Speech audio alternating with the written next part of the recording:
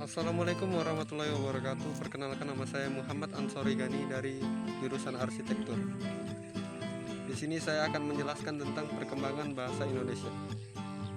Sebelum saya menjelaskan tentang perkembangan bahasa Indonesia, terlebih dahulu saya ingin mengingatkan teman-teman untuk melaksanakan 3M dalam masa pandemi coronavirus. Yaitu pertama, menjaga jarak. Yang kedua, mencuci tangan. Yang ketiga, memakai masker. Untuk teman-teman semua, bahasa Indonesia adalah bahasa yang sering kita pakai. Tapi kita belum tentu tahu kan kapan bahasa Indonesia itu diikrarkan dan kapan bahasa Indonesia itu diresmikan. Bahasa Indonesia diikrarkan pada tanggal 28 Oktober tahun 1928 dan bahasa Indonesia diresmikan pada tanggal 18 Agustus tahun 1945. Sejarah bahasa Indonesia yaitu membicarakan perkembangan bahasa Indonesia sebagai sumber akar dari bahasa Melayu yang kita gunakan sekarang. Bahasa Indonesia tumbuh dan berkembang dari bahasa Melayu sejak dahulu sudah dipakai sebagai bahasa perantara. Adapun beberapa peristiwa penting tentang bahasa Indonesia yaitu pada tanggal 18 Agustus tahun 1945 ditandatanganilah Undang-Undang Dasar 1945 yang salah satunya pada pasal 36 Undang-Undang Dasar menetapkan bahasa Indonesia sebagai bahasa negara. Dan pada tanggal 25 sampai 28 Juni tahun 1938 dilangsungkan Kongres Bahasa Indonesia 1 di Solo. Putusannya adalah bahwa pembinaan dan pengembangan bahasa Indonesia telah dilakukan secara sadar oleh cendekiawan dan budayawan kita saat ini. Dan pada tanggal 31 Agustus tahun 1972, Menteri Pendidikan dan Kebudayaan menetapkan pedoman ejaan bahasa Indonesia, bahasa yang disempurnakan, dan pedoman umum pembentukan istilah resmi berlaku di seluruh Indonesia. Pada tanggal 18 Agustus 1945, ditandatanganilah Undang-Undang Dasar 1945 yang salah satu pasalnya, yaitu pasal 36, menetapkan bahasa Indonesia sebagai bahasa negara.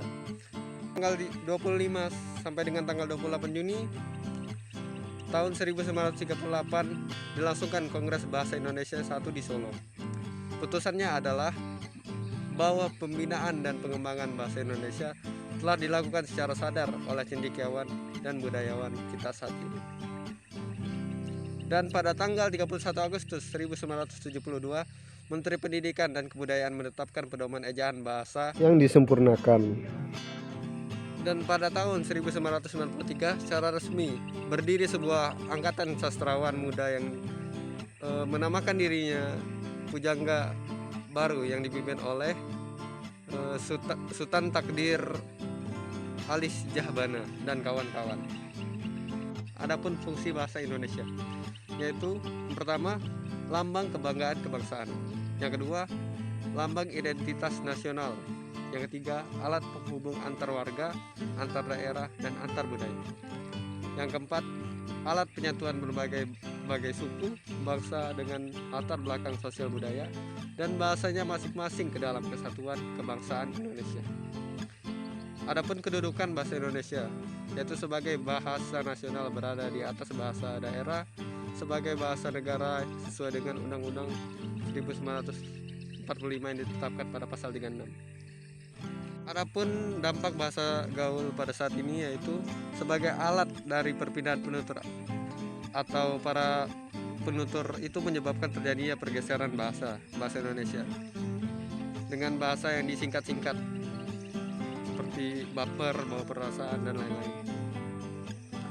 Yaitu penutur yang tadinya menggunakan bahasa Indonesia kemudian jadi jarang atau tidak menggunakan lagi.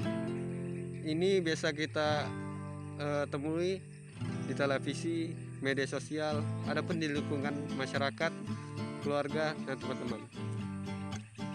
Kontak sebagai bahasa kontak penutur dalam keseharian. Dan selanjutnya adalah kegunaan bahasa Indonesia bagi kehidupan sehari-hari.